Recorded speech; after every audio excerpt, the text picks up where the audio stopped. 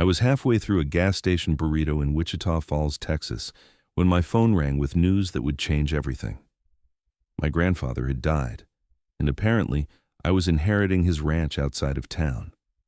The thing is, I hadn't seen Grandpa Earl in 15 years, not since I was 12, and my parents had some falling out with him that nobody ever explained to me properly. The lawyer on the phone, a man named Gerald Hutchins, told me I needed to come to his office to sign paperwork and discuss the property. I was 27, working as a freelance graphic designer and living in a cramped apartment in Dallas. The idea of owning land seemed surreal, like something from a different century. 2 days later, I drove the 130 miles to Wichita Falls, watching the landscape flatten out into the kind of open country that makes you understand why people wrote songs about Texas. Gerald's office was in a strip mall between a nail salon and a tax preparation service, which didn't exactly scream prestigious law firm, but then again, this was a small town. Gerald was in his 60s, with silver hair and reading glasses that hung on a chain around his neck. He shook my hand firmly and gestured to a chair across from his desk. "Zachary Quinlan," he said, flipping open a folder. "Your grandfather was a good man. Stubborn as hell, pardon my language, but good. He left you everything." "I honestly didn't think he'd remember me," I admitted. "We lost touch a long time ago." He remembered. Talked about you sometimes when he'd come in to update his will. Said you were the only one in the family with any sense. Gerald pulled out a map and spread it across his desk. The ranch is 240 acres, mostly flat, some rolling hills in the back portion. House needs work, but it's solid. Been in your family since 1947. I stared at the map, trying to wrap my head around owning that much land. In Dallas, people fought over parking spaces. This was a different world entirely. "There's just one complication," Gerald said, and something in his tone made my stomach tighten. "You need to drive out there. Today, if possible. There's been a situation developing over the past 18 months, and I think you need to see it with your own eyes." "What kind of situation?" Gerald removed his glasses and cleaned them slowly. "Just go look. The address is 4720 Ranch Road, 369. I'll be here when you need to call me, and trust me, you're going to need to call me." That wasn't ominous at all. I plugged the address into my phone and drove east out of town, past strip malls that gave way to car dealerships, then to nothing but open land and the occasional ranch house set back from the road. The landscape was brown and gold under the April sun, with mesquite trees dotting the fields like dark punctuation marks. When I turned onto Ranch Road 369, I started seeing houses. Lots of houses. Modern townhomes, actually, all painted in shades of beige and gray, with identical mailboxes and small manicured lawns. They looked like they'd been airlifted from a suburb and dropped into ranch country, completely out of place. My confusion turned to disbelief when I saw the sign, Meadowbrook Estates, a planned community. And right behind it, barely visible and clearly older, was a wooden sign that read, "Quinlan Ranch, established 1947. I pulled into what used to be the main driveway and found myself facing a development of 40 townhomes arranged in neat rows with paved streets, street lamps, and a small playground. In the distance, I could see Grandpa Earl's old house, the original ranch house, sitting on a slight rise like a fortress under siege. My heart was pounding as I drove slowly through the development. People were outside, washing cars, pushing strollers, walking dogs. They stared at my truck like I was an invader. I followed the old driveway as it curved around the townhomes, and that's when I saw it. A barricade of orange traffic cones blocking the path with a sign that read, "Private Community No Trespassing." I got out of my truck and moved the cones aside, ignoring a woman who yelled something at me from her front stoop. The driveway continued for another quarter-mile before reaching the ranch house, a 2-story structure with a wraparound porch and peeling white paint. It looked abandoned, but defiant, like it was daring someone to tear it down. I was standing there, trying to process what I was seeing, when I heard a golf cart approaching. I turned to see a woman in her mid-50s driving toward me, her blonde hair sprayed into submission, wearing a pink polo shirt and white capri pants. She had the determined look of someone about to ruin your day. "Excuse me," she called out, stepping from the golf cart with a clipboard clutched to her chest like a shield. "This is private property. You need to leave immediately." Actually, I said, keeping my voice level, this is my property. I'm Zachary Quinlan. I just inherited this ranch from my grandfather. Her expression flickered, something between surprise and calculation crossing her face. I'm Barbara Hensley, president of the Meadowbrook Estates Homeowners Association. If you're related to Earl Quinlan, then we need to talk. He was extremely difficult to work with, and I hope you'll be more reasonable. Difficult how? I asked, though I was starting to form my own theories. Barbara gestured broadly at the townhomes. This development was approved by the county 3 years ago. We purchased this land fair and square. Your grandfather was supposed to vacate, but he refused. He made everything complicated. Hold on, I said, my mind reeling. You're telling me someone sold you this land? Who? The county, Barbara said, as if it were obvious. It went to auction for back taxes. We went through all the proper legal channels. I need to make a phone call, I said, pulling out my phone. Gerald answered on the second ring. I explained what I was seeing, and I could hear him sighing on the other end. Your grandfather fell behind on property taxes during a bad financial year, Gerald explained. The county initiated foreclosure proceedings. But here's the thing, Zachary. They didn't follow proper notification procedures. Your grandfather never received the certified letters. They sent them to an old address where he hadn't lived in 30 years. By the time he found out about the auction, the land had already been sold to a development company called Cornerstone Properties, LLC. So the sale wasn't legal. That's what we've been arguing for the past 18 months. Your grandfather filed suit immediately. The case has been tied up in county court, and in the meantime, Cornerstone went ahead and built anyway. They claimed they had every right since they'd purchased the land at a legitimate auction. Barbara was staring at me, her jaw tight. I put Gerald on speaker. Your grandfather obtained a temporary injunction preventing them from touching the original 10 acres around the ranch house. That's why the house is still standing. But the rest of the development was already under construction, and the judge ruled they could continue while the case proceeded. Earl died before we got to trial. So what happens now? I asked. Now you inherit both the property and the lawsuit. And Zachary, I have to tell you, we have a strong case. The county screwed up badly. But you need to decide if you want to fight this. I looked at the townhomes, at Barbara's pinched face, at the ranch house standing alone against the sky. Yeah, I said. I want to fight this. Barbara's face went red. That's ridiculous. This development represents a $5 million investment. There are 40 families living here. You can't just undo all of that. Watch me, I said, and walked back to my truck. Over the next week, I moved into the ranch house, which was a bigger project than I had anticipated. The place had been built in the 1940s and showed every one of its years. The plumbing groaned, the electricity was sketchy, and there were gaps in the floorboards wide enough to lose a phone through. But it was solid, with good bones, and it was mine. Gerald filed a motion to continue the case with me as the plaintiff. He also sent me boxes of documents, depositions, and county records. I spent my evenings reading through them, getting angrier with each page. The county had sent all notifications to an address in Amarillo where Grandpa Earl had lived in the 1980s. They'd made no effort to find his current address, even though he paid utility bills, had a driver's license, and voted in every election from his actual address. The foreclosure was a sham, executed with the kind of bureaucratic laziness that ruins lives. Cornerstone Properties was owned by a man named Richard Voss, who lived in Houston and specialized in developing small communities in rural areas. He'd purchased the land for $120,000 at auction, a fraction of its actual value. The townhomes were selling for $250,000 each. He'd made a fortune off what was essentially stolen land. Meanwhile, living behind enemy lines was surreal. The HOA treated me like a foreign entity lodged in their perfect community. Barbara sent me a letter demanding I maintain my lawn according to community standards. I wrote back, reminding her it wasn't community property, it was my property, and she could mind her own business. Then came the fines. $25 a day for visual blight, which apparently meant my house was old and needed paint. $50 for having my work truck parked in view of the community. $100 for noise violations when I ran a circular saw at 3 p.m. while fixing the porch. I collected every notice and forwarded them to Gerald, who seemed darkly amused. "Keep 'em coming," he said. This helps our case. They're acting like they own property they don't own. The real trouble started when Barbara decided to escalate.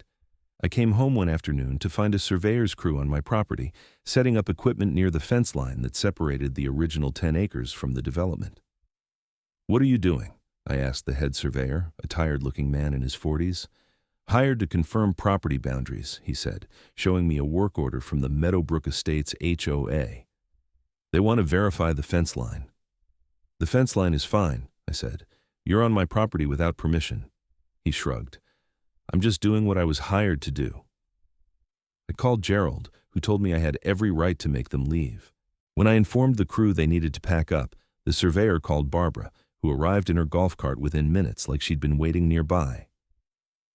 "We have a right to verify our property boundaries," she said, her voice sharp.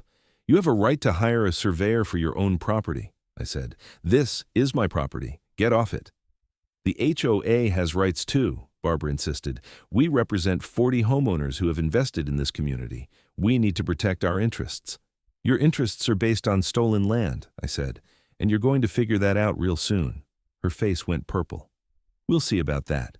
The HOA board is meeting tomorrow night. You should attend. We're discussing the Quinlan problem." "The Quinlan problem," I repeated. "That's nice. Sure, I'll be there." The HOA meeting was held in the community center, a prefab building near the playground. I arrived to find about 20 people sitting in folding chairs, all of them eyeing me like I was there to kick their dogs. Barbara sat at a table at the front with 2 other board members, a thin man in his 60s named Dennis and a younger woman named Carol. "Thank you all for coming," Barbara began, shuffling papers importantly. "We have several items on tonight's agenda, but first we need to address the ongoing situation with Mr. Quinlan and the ranch property." "The ranch property that you built on illegally?" I said from the back row. Barbara's smile was strained. "Mr. Quinlan has made claims that our development is somehow illegitimate. I want to assure everyone that Meadowbrook Estates was developed through entirely legal channels. We purchased this land at a county auction." "An auction that violated Texas property law," I said, standing up. "My grandfather never received proper notification because the county sent letters to the wrong address. The foreclosure was invalid, which means the auction was invalid, which means none of you own what you think you own." The room erupted in concerned chatter. A man in a Cowboys jersey stood up. "What does that mean for us? We bought these homes in good faith." "It means you have a problem with Cornerstone Properties and whoever handled your closings," I said. "But it doesn't change the fact that this is Quinlan land and always has been." Barbara banged a gavel. "That's enough. This is an HOA meeting, not a courtroom. Mr. Quinlan, if you're not here to discuss community issues, I'll have to ask you to leave." "Actually, I am here to discuss community issues," I said. "Like the fact that you've been sending me fines and violations for property you don't have jurisdiction over. That's harassment, and if it continues, I'll file my own lawsuit against the HOA specifically." Dennis leaned forward. "Are you threatening us?" "I'm informing you. There's a difference." The meeting deteriorated from there. Homeowners peppered me with questions about what would happen to their houses. I tried to explain that I didn't want to displace families, but I did want acknowledgement that the land was mine and that the development had been built without my family's consent.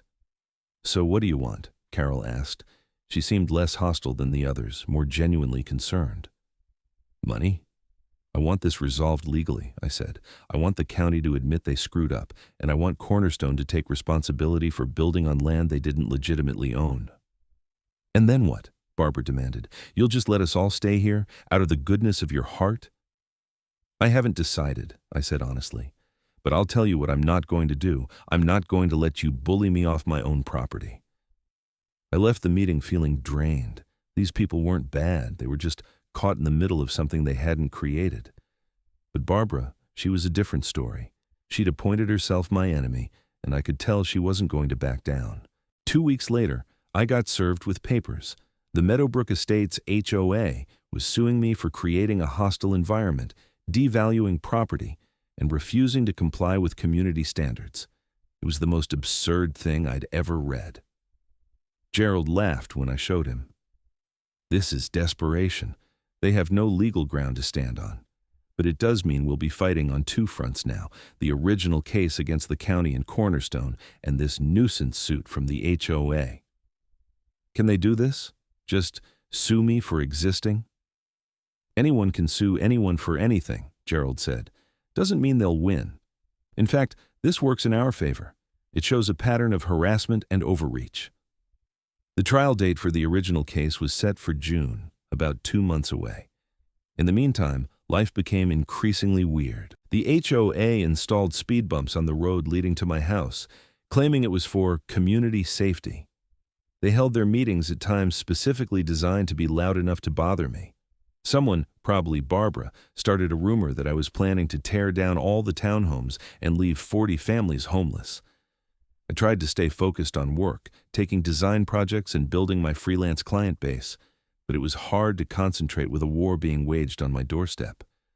I started documenting everything with photos and videos, creating a folder labeled HOA Insanity that grew larger by the day. Then, Barbara crossed a line. I woke up one morning in early May to find construction equipment on my property. An excavator sat idle near the barn, and wooden stakes had been driven into the ground in a pattern that suggested a new building site. I stormed over to the equipment and found a work order taped to the excavator.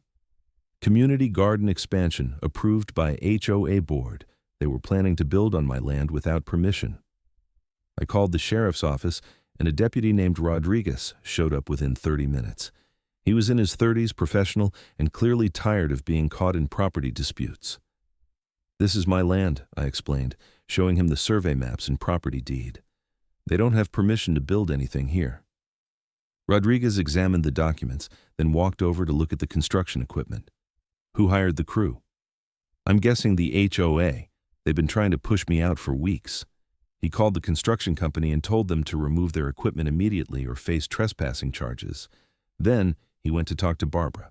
I watched from my porch as they argued, Barbara gesturing wildly, Rodriguez standing firm with his arms crossed. When he came back, he looked annoyed.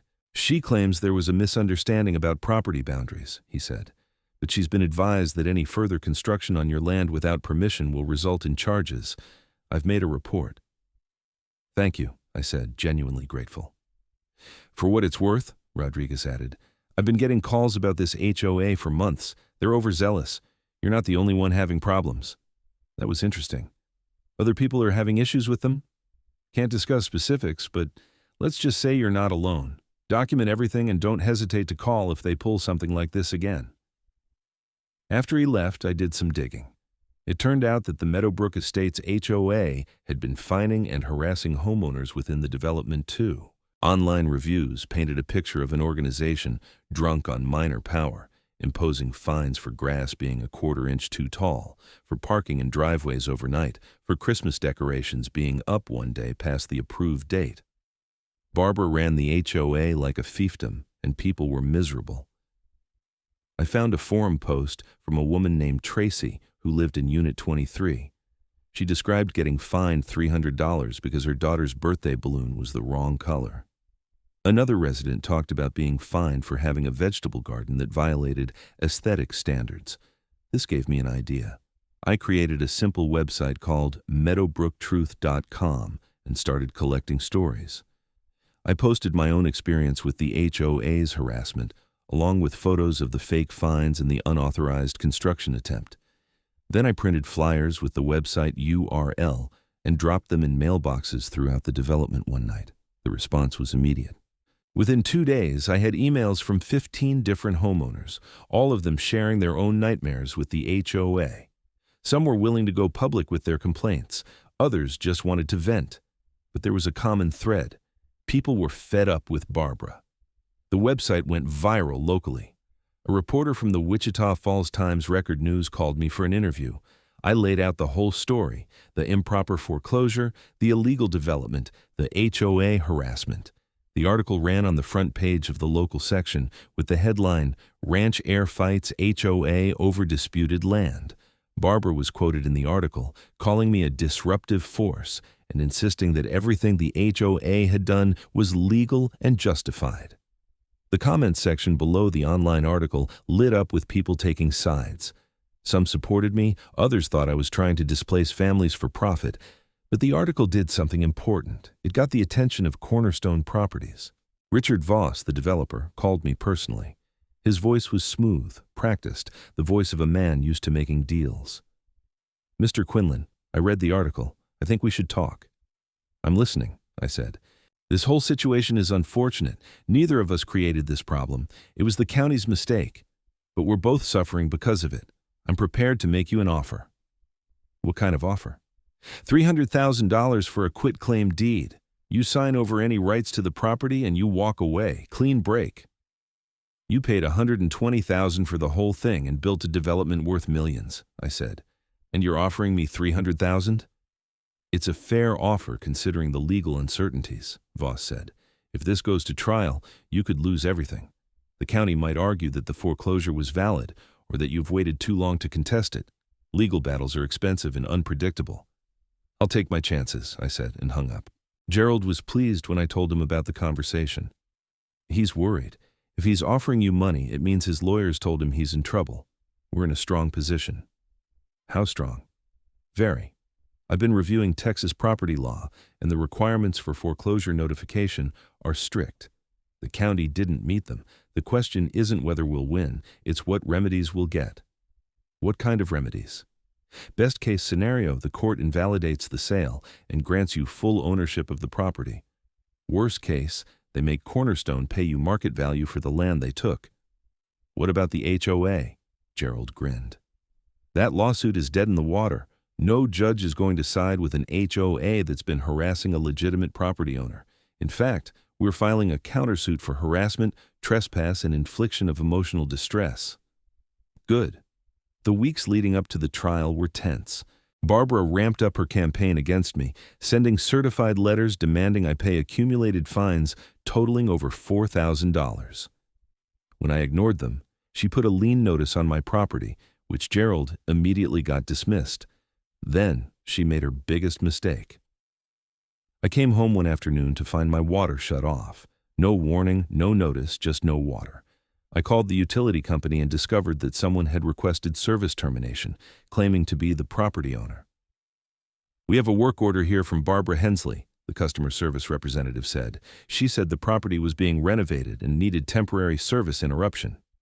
"She doesn't own this property and has no authority to shut off my utilities," I said. "This is illegal." The utility company restored my service and flagged my account against unauthorized changes. Then I called Gerald, who was furious. "That's not harassment anymore. That's a crime.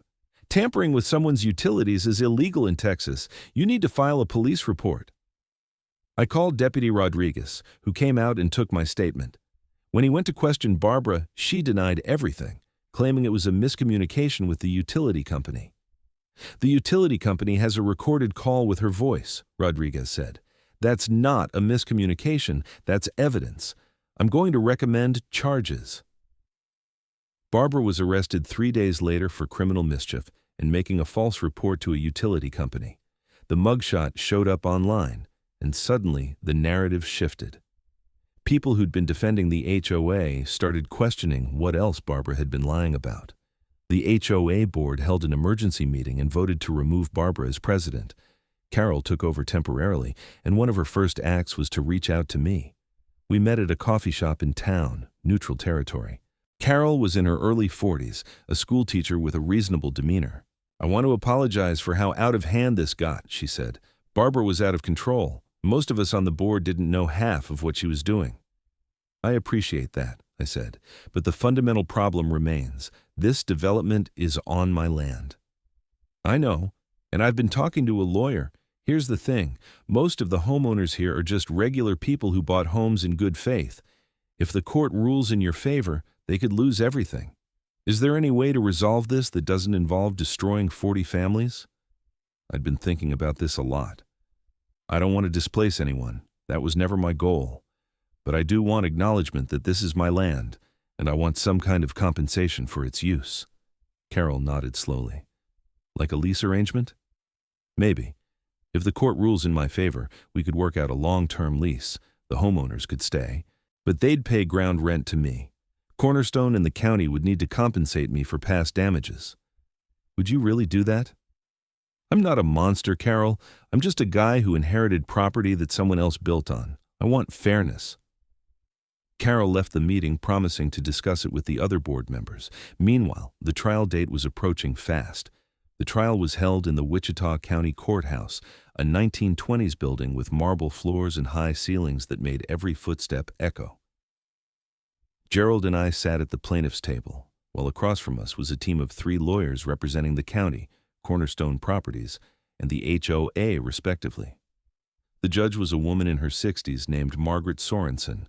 She had a reputation for being fair but tough, not tolerating nonsense from either side. The trial lasted 3 days. Gerald presented our case methodically, walking through the county's failure to provide proper notification, the invalid foreclosure, and the subsequent unauthorized development. He entered into evidence the proof of my grandfather's correct address, utility bills, voter registration, everything showing that the county had sent foreclosure notices to the wrong place. The county's lawyer, a man named Philip Chen, argued that they'd followed standard procedures and that any errors were unintentional.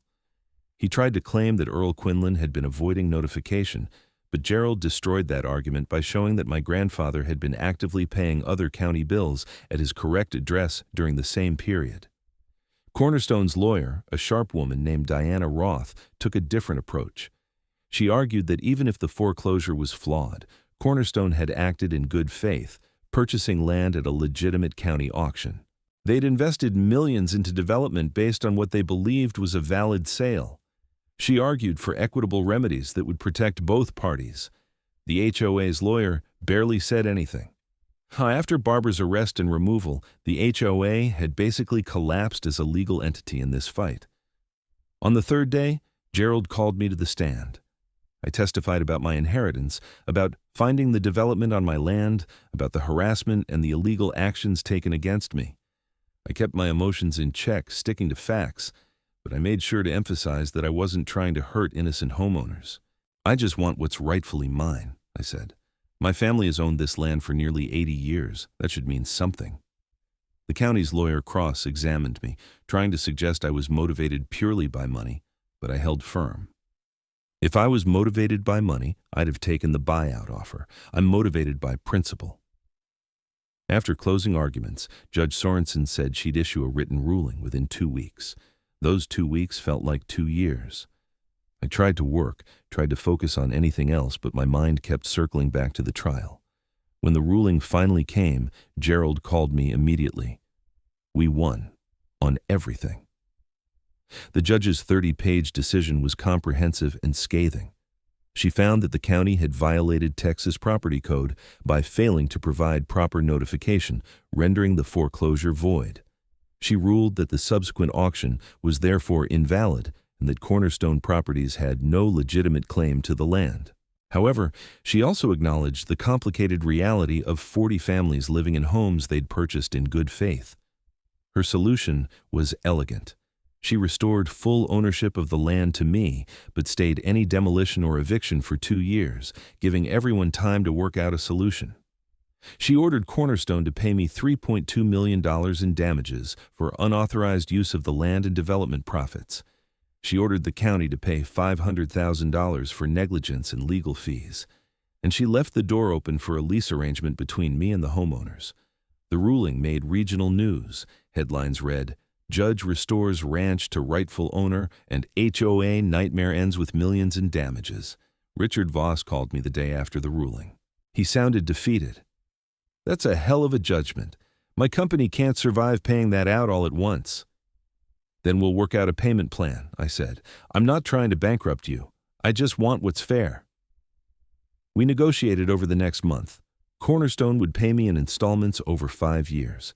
In exchange, I agreed not to pursue additional damages and to enter into lease agreements with the current homeowners. The lease terms were reasonable. Each homeowner would pay me $400 a month in ground rent, basically renting the land their home sat on while owning the structures themselves. It was below market rate, but it felt fair given the circumstances. The leases would run for 99 years, giving everyone long-term security. Most of the homeowners accepted the terms. A few decided to sell their homes and leave. unable or unwilling to deal with the ground rent situation. I didn't blame them. But 36 of the 40 original families stayed. Carol and the new HOA board worked out a relationship with me based on mutual respect. They maintained the common areas of the development, and I stayed out of their business as long as they stayed out of mine. The monthly ground rent payments started coming in, and suddenly I had a steady income stream of $14,400 a month. Barbara Hensley pled guilty to reduced charges and got probation plus community service. I saw her once at a grocery store, and she looked away quickly, pretending not to see me. I heard through the grapevine that she'd moved to Oklahoma. I used some of the settlement money to renovate the ranch house properly, hiring contractors to fix the plumbing, update the electrical, and give the old place the respect it deserved. I kept the character, the original wood floors and the wraparound porch, but made it livable for the 21st century. On a warm evening in September, almost 6 months after the trial, I sat on that porch with a beer and looked out over the property. The townhomes glowed in the twilight, families visible through windows, living their lives. It wasn't what I'd expected when I first inherited this place, but it was something. My phone rang. It was Gerald. "How's the ranch owner doing?" "Good," I said. "Really good, actually."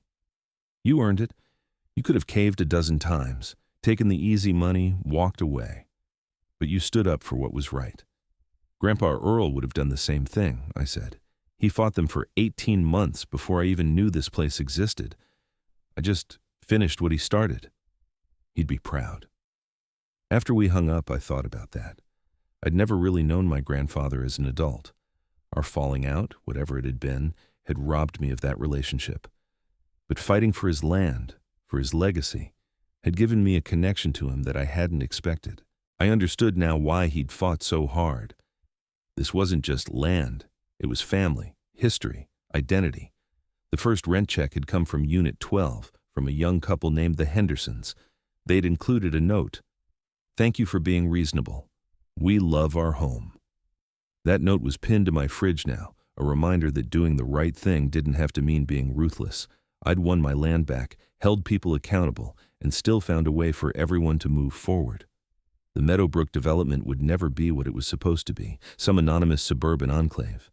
It was something stranger now, a hybrid of old and new, a ranch that happened to have townhomes on it. And those townhomes were paying me rent, about $173,000 a year once everyone was settled. I wasn't rich, not by Texas standards anyway, but I was comfortable. More importantly, I was home. I'd found a place I belonged, in a spot I never expected, on land that had been in my family for decades and would stay in my family for decades to come. As darkness fell completely, lights came on across the development. I could hear children playing in the distance, dogs barking, the normal sounds of people living their lives. It was weird and imperfect and absolutely right. I raised my beer toward the horizon, toward wherever Grandpa Earl might be. "We did it," I said to the night air. "The land stays ours." The wind picked up, rustling through the mesquite trees, and I could almost imagine it was his voice answering back. Almost. I finished my beer and went inside to start dinner, walking through a house that had been built by my great-grandfather's hands, on land that had supported my family through wars and depressions and everything else history could throw at it. The house needed paint, the porch steps creaked, and there was still a weird smell in the upstairs bathroom I couldn't identify. But it was mine. All of it was mine. And after everything that had happened, that felt like the greatest victory of all. The next morning, I woke up to my phone buzzing with a notification. Another rent payment had come through, this one from Unit 7. I rolled over and checked my bank balance, watching the numbers climb higher. It was surreal, getting paid because someone had screwed up so badly, decades of legal protections kicked in to make it right. I made coffee and sat on the porch, watching the development wake up. People emerged from their townhomes, heading to work, taking kids to school, walking dogs. Some waved at me now, not everyone, but enough to show that tensions were easing. A truck pulled up my driveway around 9. It was a contractor I'd hired to rebuild the old barn, which had partially collapsed during a storm 2 months before the trial. The insurance payout from Grandpa Earl's policy, which I'd kept active, was covering most of it. "Morning, Zachary," the contractor said. His name was Tom, a local guy who'd known my grandfather slightly. "Ready to frame out that north wall today?" "Sounds good. Let me know if you need anything." As Tom and his crew unloaded lumber, another vehicle appeared. This one was a sedan, and when Carol stepped out, I was surprised. She'd called ahead a few days ago asking to meet, but I'd forgotten it was today. "Hope I'm not interrupting," she said, climbing the porch steps. "Not at all. Want some coffee?" "Please." We sat in the kitchen, which I'd renovated first because I couldn't stand the ancient appliances anymore. Carol looked around appreciatively. "This turned out nice. You kept the original cabinets?" "Refinished them. Seemed wrong to rip out 80-year-old craftsmanship for something from Home Depot." She smiled. "That's a good philosophy. Listen, I wanted to talk to you about something. The HOA is restructuring after everything that happened. We're rewriting the bylaws, limiting enforcement powers, making everything more democratic. But we also want to make sure we have a good relationship with you as the landowner." "I appreciate that. What did you have in mind?" "Quarterly meetings between you and the board, just to touch base, make sure there are no issues brewing.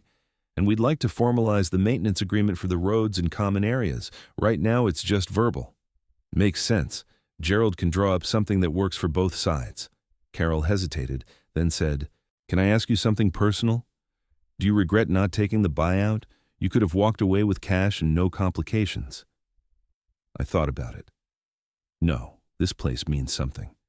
My family built something here, and it was taken away through laziness and bureaucratic failure. Getting it back, making people acknowledge that what happened was wrong, that mattered more than easy money. A lot of people wouldn't see it that way. A lot of people aren't sitting in their great-grandfather's kitchen. She nodded, understanding. We talked for another hour, hammering out details of the maintenance agreement and the meeting schedule. When she left, I felt good about it. We'd gone from adversaries to something like partners, which seemed like the best possible outcome. The settlement money from Cornerstone started arriving in installments. The first payment was $640,000, nearly 20% of the total judgment. I put most of it in investments, used some to finish the renovations, and donated $50,000 to the local historical society. They were documenting old ranches in the area, and I wanted Grandpa Earl's story preserved properly. I also hired a lawyer to file complaints against the county officials who'd handled the foreclosure. The judge's ruling had been clear about their negligence, but I wanted accountability. The county tax assessor ended up retiring early, which wasn't exactly justice, but was something. By November, life had settled into a routine. I worked on design projects during the day, maintaining my freelance business. In the evenings, I worked on the ranch, fixing fences, clearing brush, learning how to maintain land the way my grandfather had. I also started exploring the 240 acres more thoroughly. The back portion, which the development hadn't touched, was beautiful in a stark way. Rolling hills covered in native grasses with a creek running through the lowest point. I found old fence posts from the 1950s, rusted barbed wire marking boundaries that didn't matter anymore. One afternoon, I was walking near the creek when I found something unexpected. A small cemetery, maybe 10 yards square, surrounded by a wrought iron fence. There were 5 graves, all from the late 1800s and early 1900s. The headstones were weathered but readable. Quinlans, generations of them, family I'd never known about. I stood there for a long time, reading the names, doing the math on birth and death dates. These people had lived hard lives, dying young by modern standards, but they'd built something lasting. The ranch had survived them, survived their children and grandchildren, and now it had survived attempted theft by bureaucratic incompetence. I took photos of every headstone and sent them to Gerald, asking if he knew anything about these relatives. He didn't, but he connected me with a genealogist who helped me trace the family tree. It turned out I was the last Quinlan in direct descent, the end of a line that had started when my great-great-great-grandfather had claimed this land right after the Civil War. That knowledge sat heavy on me. I wasn't just fighting for property, I was the guardian of something that had outlasted multiple lifetimes. It made the whole battle feel even more significant. The holidays came. I spent Thanksgiving alone, cooking a turkey breast on the ranch, watching football and feeling surprisingly content. My parents called from Arizona, where they'd retired. I'd told them about the inheritance and the legal battle, but they'd been distant about the whole thing, the old grudge with Grandpa Earl still coloring their reactions. "Just don't lose money on that place," my dad had said. "Your grandfather was land rich and cash poor his whole life. But I wasn't land rich and cash poor. Between the settlement payments and the ground rent, I was doing better financially than I ever had. The irony wasn't lost on me. Christmas was different. Carol and the new HOA board organized a community event in the development, a holiday party with lights and music and food trucks. They invited me, and after some hesitation, I went. It was weird at first, walking through the development as a guest rather than an adversary. People knew who I was, of course. Some avoided me, still uncomfortable with the whole situation. But others approached, introducing themselves, thanking me for not forcing them out of their homes. A man named Kevin from Unit 18 shook my hand firmly. "I read about everything that happened. What you did, fighting for what was right but still being decent about it. That says something about your character." "I just wanted fair," I said. "Fair's rarer than you think." I met families with kids, retirees, young professionals. These were normal people who'd gotten caught in someone else's mess. Seeing them as individuals rather than abstract opponents confirmed that working out the lease arrangement had been the right call. Carol found me near the food trucks, eating a surprisingly good taco. "Glad you came. It's nice. You've built something good here, even if it started wrong. We're trying. And having you as the landlord instead of some faceless corporation actually makes it better. You care about this place." It's in my blood, apparently. As I drove home that night, past the decorated townhomes and the inflatable Santas, I thought about how strange life could be. 6 months ago, I'd been a broke freelancer in Dallas, no prospects, no direction. Now I was a landowner, a landlord, the keeper of family history I hadn't known existed. The ranch house looked small compared to the development, but it was the heart of everything. I parked and walked the property line, following the fence that separated the original 10 acres from the rest. Grandpa Earl had held this ground while everything else fell. That stubborn defiance had given me the foundation to fight back. I made a decision that night. I'd use some of the settlement money to create a trust, something that would preserve the ranch in perpetuity. No matter what happened to me, the land would stay in family hands, protected by legal structures that would prevent another foreclosure disaster. Gerald helped me set it up over the next month. The Quinlan Ranch Trust would own the land, with me as the primary beneficiary and trustee.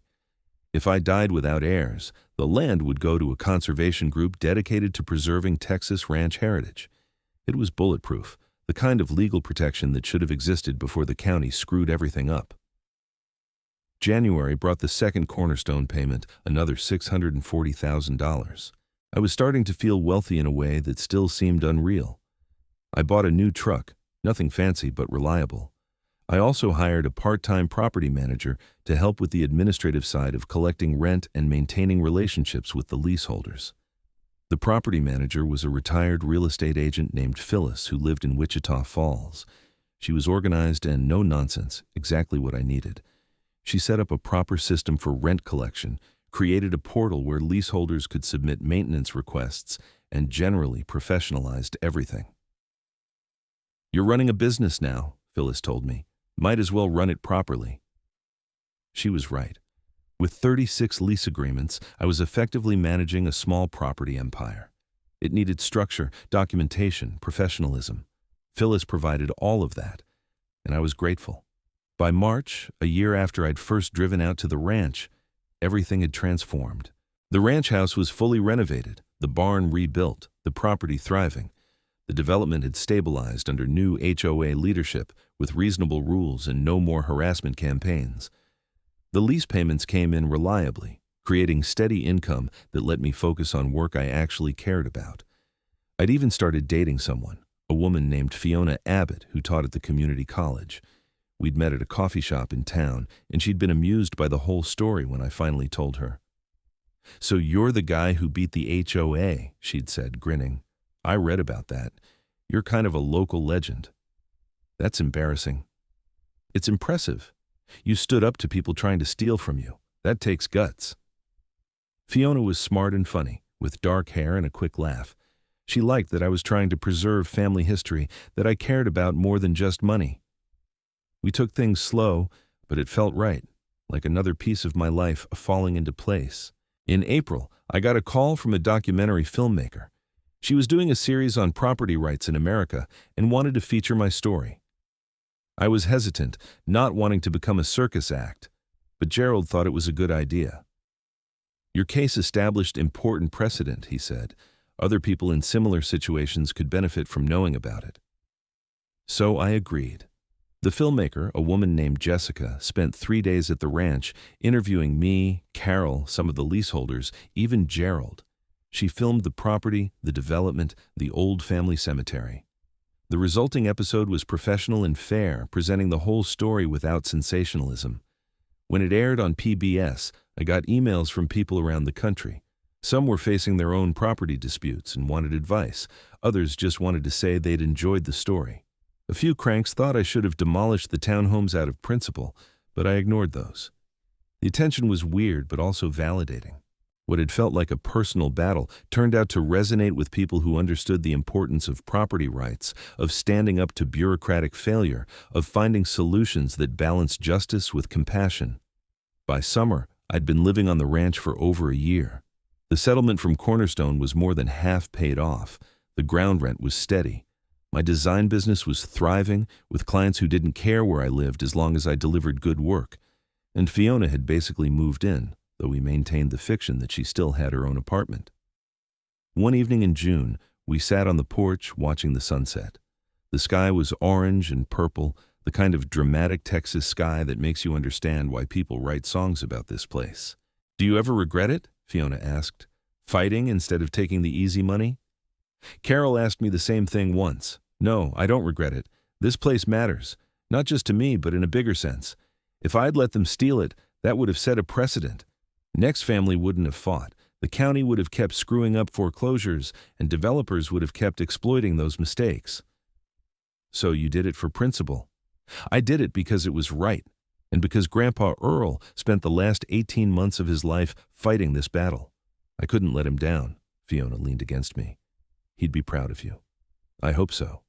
We sat in comfortable silence as darkness fell and lights came on across the development.